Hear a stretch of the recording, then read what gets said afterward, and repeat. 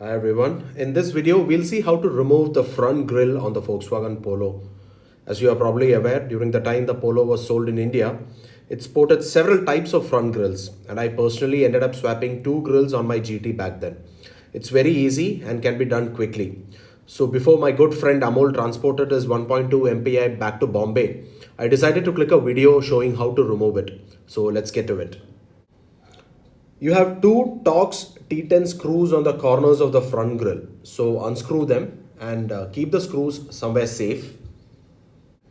Once that's done, use a flat blade screwdriver between the top of the grille and the plastic trim to detach the grille from the four slots on the top.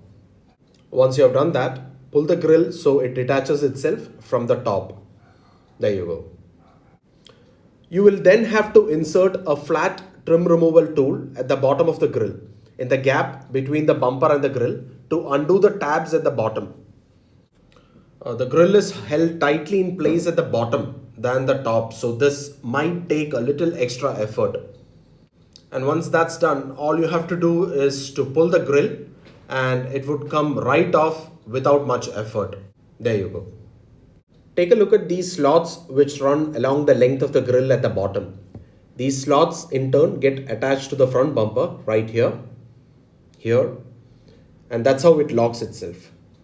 So with a trim removal tool, you can easily detach them. Now attaching another grille, if you have one, is quite simple. Keep the grille in place and give it a push on all the corners and at the center, and it will lock itself in place. Ensure that it doesn't jut out unevenly from any of the corner. Once that's done, replace the two Torx T10 screws back and you're done. So that's as simple as replacing the front grille goes. Thank you so much for watching, guys. And before we wrap this video up, here is a bit of a trivia. The Polo is the lone car which was sold in India with 6 types of front grills. Here is a one from the 2010 launch variant. Then you have the GT variants with the GT inscription on the chrome slats. Then you have the Cross Polo with a single thin chrome slat, which I too had on my Polo GT for a change. Then you have the 2014 facelift with a single chrome slat at the bottom. This design also came with a refreshed bumper design.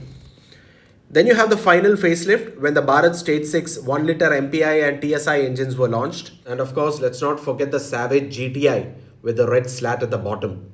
So 6 designs of front grills have given plenty of owners the chance to play around.